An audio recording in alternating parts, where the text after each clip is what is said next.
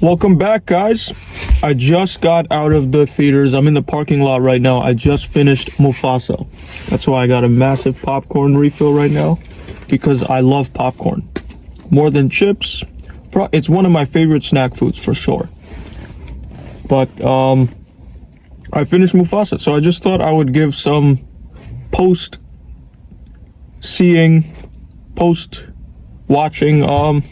reflections. So the movie starts off with, well, there's a drop of rain that drops on Mufasa. Well, before that, this movie is actually inside a framing story. And what a framing story is, it's a story that's going on outside of the actual story. So the most famous example in all of human history is 1001 Nights or Arabian Nights. That's a framing story where there's a king who is about to kill a queen, or maybe it's not a queen, maybe it's just the king's wife and she's not a queen, but he's about to kill her, and the only way he will spare her is if she tells him a story. And she tells him a super long story full of many stories, and it lasts 1001 nights. So that's like Arabian Nights or 1001 Nights. Aladdin is one of those stories inside that whole framing story. But obviously Mufasa is the story inside the framing story, which is happening where Simba and Nala leave to go somewhere. So Rafiki, Timon, and Pumbaa have to watch Kiara, and they tell her the story of Mufasa during this time. And when that's over, they return to find that Kiara has a brother now. Is it Kopa? Is it Kion? Don't know. So now I'll get into the actual Mufasa story. A drop of rain falls on him. And my understanding from that is that in this movie, nobility is represented by water. Because after Rafiki says a king without a drop of nobility in his blood, that's when a drop of rain falls on Mufasa. By the way, I want to emphasize, I am doubling down fully. I affirm what I said in the last video, that this is a completely separate storyline from the animated universes. There are two completely different, unrelated universes and stories that have nothing to do with each other. Nothing at all. So don't apply what you see in Mufasa to previous Lion King movies, and don't apply, previous animated Lion King movies to this. Live action, animation, completely separate. Where was I? Right. The one drop of rain falls on Mufasa. So that's a drop of nobility. Now he's become noble. Then what happens? Then the flood comes, right? And he becomes fully submerged in nobility. He gets fully submerged in nobility, and then he emerges out of it a king, a noble, someone who is noble. So then we see, and this was probably my favorite scene in the whole movie, but eventually Scar has, I'll call him Taka, okay? Until he gets his scar. So Taka is a king from another family. Obviously, in the animated universe, they're like blood brothers. But in this live action universe, he comes from another family, and his father is pretty cowardly. And if you think about what our perception of lions is, everything we see in the media, literature, for almost all of history, is that lions are a symbol of bravery, a symbol of strength.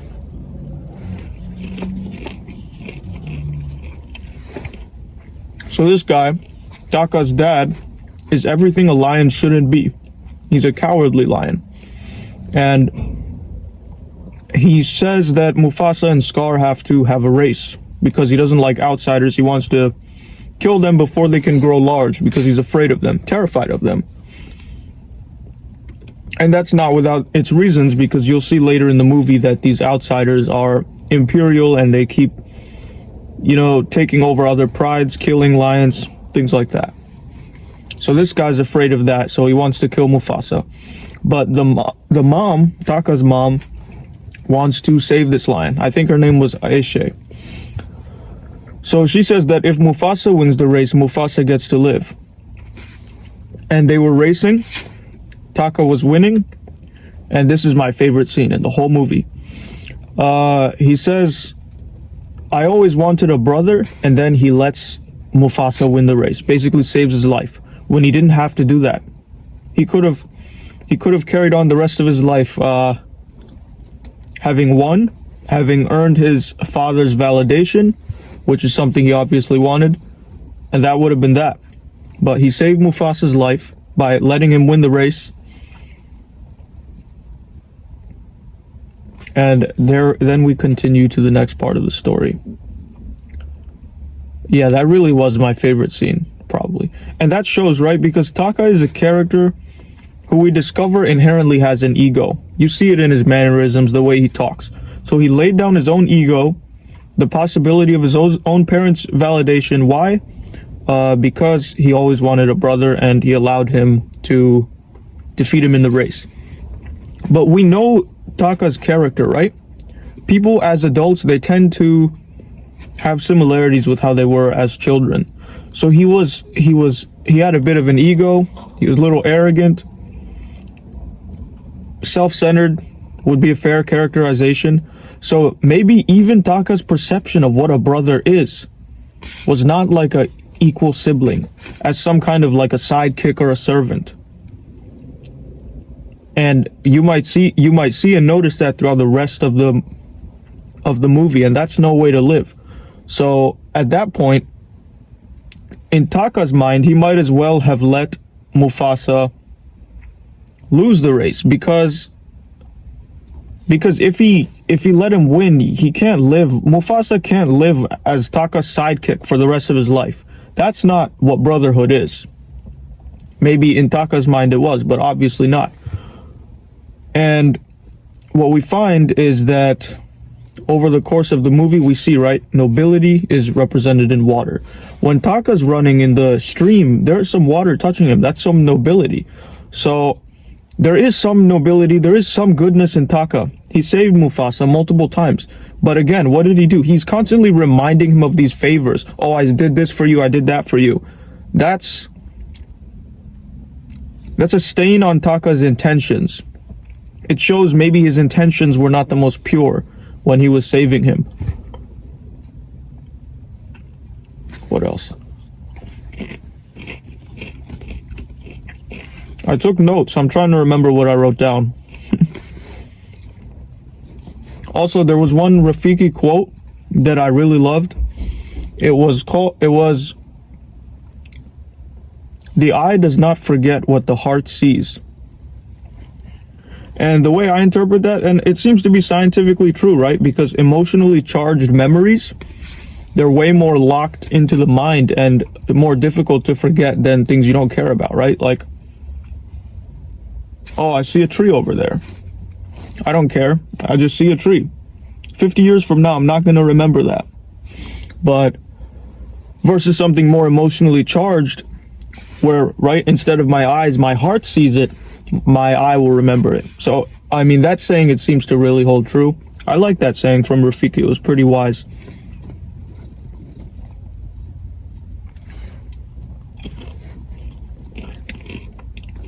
And there was also, okay. Forgive me, all right? I mean no disrespect. But I have to say this. I watched the scene where Taka finds out that Mufasa and Sarabi like each other. And I watched that. And you see Taka, he feels betrayed and angry, and that's what makes him become evil.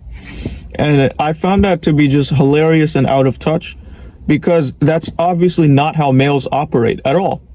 And you could tell that this movie had a bit of like it was a little out of touch with the male experience. It was like males have trouble listening. That was one of the lines. There was no need to write that. There was no need to do that. It's also untrue. So then I said, really? Really? The fact that Mufasa and Sarabi become a thing, that's what makes Taka evil? So I was like, there is no way a man wrote this movie. No way. And it was a great movie. It was a great movie. So that's not a shot at women story writers. I'm just saying they don't understand the male experience, obviously. So I Googled it, and I was right. There was an Irene and a Linda who are the story writers of this story. So they have no understanding of bro code, because things like that, don't happen in real life, like ever. In real life, if Taka was a real person, he would have been like, oh, Mufasa likes Sarabi, Sarabi likes Mufasa. He would have been bummed out for 3 days max. And then he would have been cool. He would have been fine. He does not turn evil over that. So that's how I know for a fact that women wrote Mufasa. And they did a great job. It was a good movie, but definitely like zero understanding of the male experience. Try not to make it so obvious next time. I knew I was forgetting something, guys. It was when I was talking about Taka's cowardly father. I lost my train of thought there, but I'll go ahead and tell you. So, Taka makes Mufasa hang out with the female lionesses. Well, that's a redundancy, right? I could have said the female lions or the lionesses. So I'll say lionesses. Taka makes Mufasa hang around with the lionesses, and he makes that sound like some kind of insult or some kind of degradation or a humiliation, which actually it was not, and it made Mufasa better. I'll tell you why. In real life, with lions, the strongest, greatest, most powerful lions are the male lions, and the weakest are the cubs. In the middle, you have lionesses. So you can't treat Taka like he's already a full-grown male lion. That's going to stunt his growth because you're not putting him in the challenging phases of when you have a different role in the ecosystems, where you're a cub first, then you're maybe a male lion that's like an adolescent, so still the size of a female lion. You have to hunt in a different way if you're those different sizes. You have different skills at those different sizes. Then when you become a male lion, that's when you can enjoy certain luxuries, like not having to hunt as much. But then you also have certain additional responsibilities, like fighting the other male lions to protect your young in the pride. So Mufasa, he went through these stages. He was first a cub, and then he was with the female lionesses, learning to hunt at that size.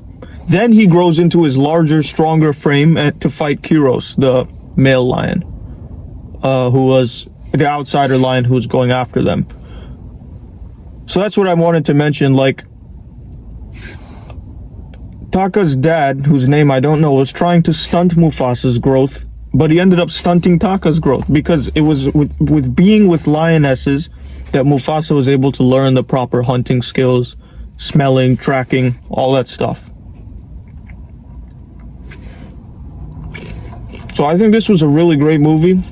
I would give it a solid 7. Like, does it live up to Lion King? Because I'm a massive Lion King fan. Like I said, I watched the first, I watched 1.5, I watched 2. Those were all great. 1 and 2 being better, obviously. I watched The Lion Guard, the Disney Junior show, and honestly, even that I would say was better than this movie. Those were all like 8s, 9s, and 10s. Lion King live action, I don't know where I'd rank that. It was good, but this was a 7. A 7 is a good score. It's a great score for a movie. 7 out of 10, 10 being the best movie ever, 0 being utter garbage. 7 is good, but it's not Lion King level. It's not a Lion King franchise level score. So that was a little disappointing, but otherwise this was a great movie. I had a good time. I came completely alone and nobody else was in the theater, so it was like I had rented out like a private movie theater for myself to just watch. So I had fun. I'm just gonna head home now. I hope you liked the review and like my general thoughts. If you didn't, that's okay. If you disagree, let me know. Let's talk about it. And the other thing I did really like about this movie is there was no grand, great, happy ending. Like, yeah, Mufasa became king. Yeah, they found Milele, but Scar and Mufasa, undone. Unresolved conflict that never will be resolved. And that's life. That's real. Sometimes there are unresolved conflicts. Sometimes people betray you. And sometimes you just really have to end relationships with people. Ones that you really cherished, really loved. That's real. That's what I love about the Lion King franchise. They are comfortable about showing death. They did that with Mufasa's death, for example, Zira's death. I know Disney does it sometimes. They show these aspects of life, but they really do in the Lion King, and I really like that. That's what I love about the franchise too. I think the next time I'm going to do a movie video, because honestly 2024, and recently, to be honest, these past few years, movies haven't been as good as they used to be. But I think, the next movie video you'll probably see me do is going to be live action How to Train Your Dragon. I saw the trailer, it looked really good. Really good. All the actors looked good for their parts. They looked like they knew it well. Hiccup, Astrid, obviously Stoic. I'm going to love to watch the Stoic, how that's played in How to Train Your Dragon, because I believe it's the voice actor. And Stoic is like probably my favorite character in the How to Train Your Dragon franchise. And I just want to say Lion King, it's like my number one in Disney and overall.